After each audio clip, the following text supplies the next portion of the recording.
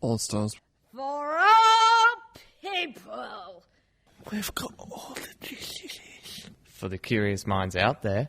You want it? Well, then we got it, baby.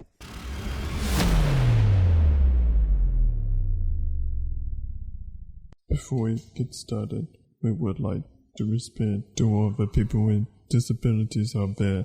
We would also like to acknowledge the traditional owners of this land on which we live and work. The First Nation people of Australia. We pay our respect to ancestors and elders past, present, and for many futures to come. The views expressed in All Stars Radio episodes do not reflect the views of the organisation. Your DNA Creative Arts are the views and opinions of the individual members. Hi, my name is Amara and welcome to Your DNA Creative Arts All Stars Radio. I am Amara. And I'm James. I'm the all-important and handsome Karen Barker here. My name is Nick. And my name is Caitlin. And today we got a very special episode planned for you guys. Today we're going to be talking about the most hated people in the world, politics. I know some of you are like screaming and rolling your eyes, but deal with it. We're going to talk about it. If you don't like it, then you can just leave now. And so I'm going to hand it over to my good friend, James, the reading book. Yeah, so what Caitlin is meaning, we're having a little discussion, this special episode of problems with everything in everyday life, like the politics, the government, everything else in between. And we hope you enjoy this episode, and if you do like what we have to say, please hit that thumbs up button. So now, well, first up, Amara. I have applied for jobs with employment places, and I absolutely, and I am not joking about this, I am absolutely gobsmacked by how you treat people with disabilities. It is wrong. I am all over this because I want people to know how it makes me feel, because I can't read Braille, I can't use a computer, I can only use tape recorder to take messages down. But what the employers have said to me, when I was at school, I did work experience at 201 High Street, which was a packaging and assembling place. And that was run by Vision Australia, RVIB. And they were saying to me, unless I can be 90 or 80% productive, they weren't going to give me the job that I needed. And it really stinks to the point where I can't stress this enough. And it's really hard for people to find jobs. May I say something about that? I can see your point of view about that, and it's really unfair treatment if you ask me. That's why there should be a disability support political party. And they were giving me $4 a week or $5. That is just ridiculous. They're telling me that I can work 90 or 80% is absolute garbage. Wrong. Absolute garbage. And it's a pretty big issue you got there, Mara. Yeah. I think the problem, in fact, I can see like James is suggesting extremely well, but the problem with if that is that basically like all the politicians, pretty much all of them, are complete knobs and not going to listen to anything. Problems like that only addressed if it is related to the politicians themselves. Yeah. And that's why there should be politicians with people all like us. If there isn't, then start now. Yeah, and to add on to that, it's what's happening these days out there now. It's a constant all-out battle between the politics and the people. And not only that, the government has more money than bloody common sense. Because to me and James, the politicians of Australia, if they're overseas or not, they're all like the modern-day version of the mafia.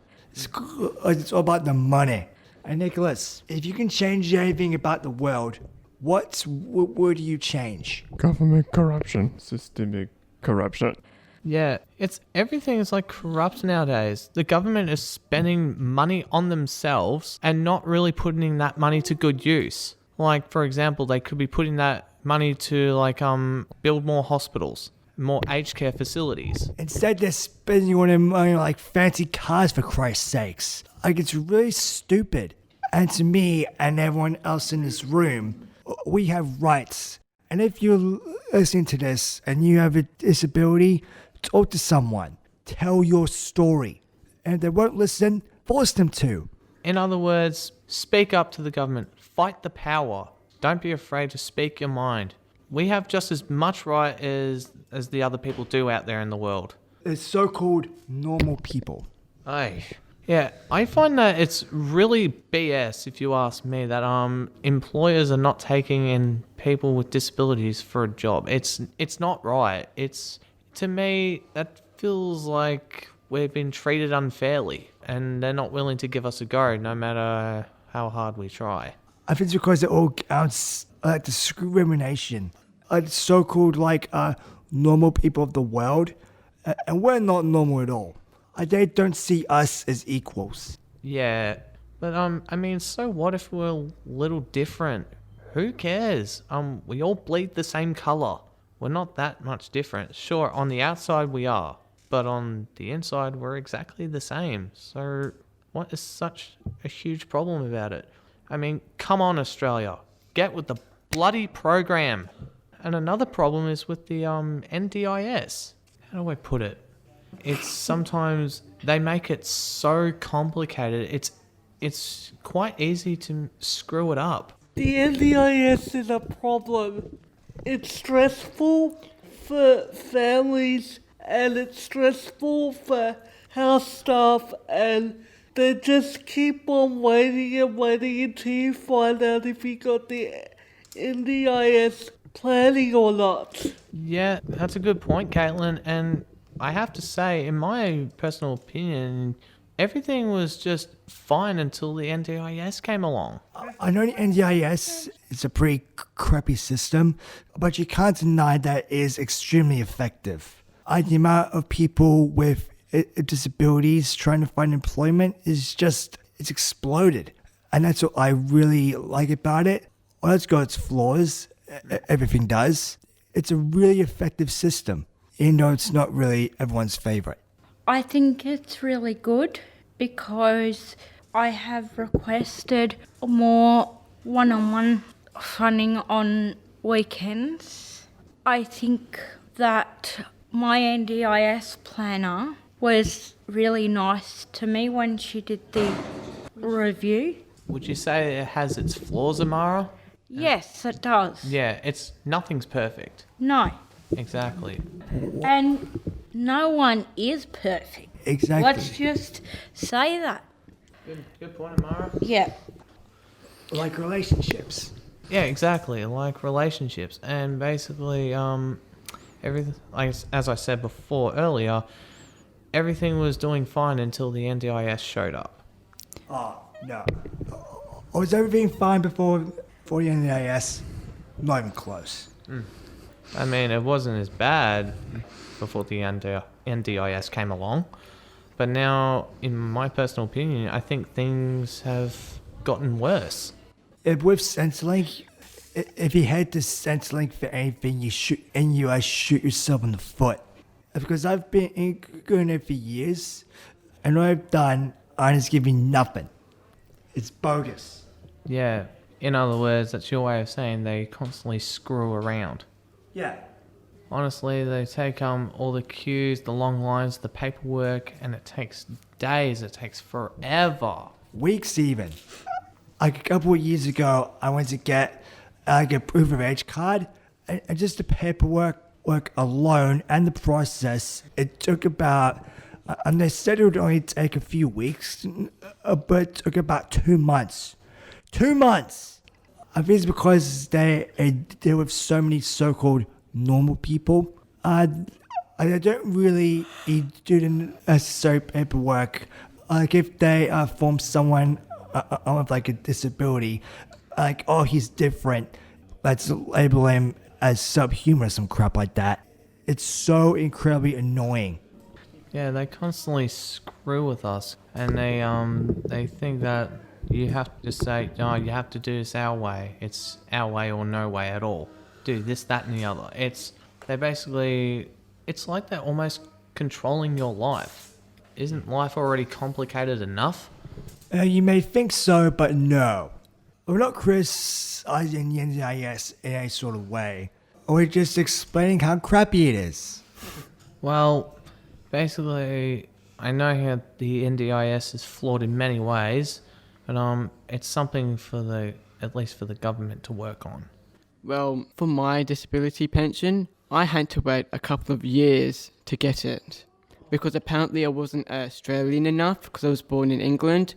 So I had to wait a couple of years to get it. They wouldn't answer back to us, just kept on doing it.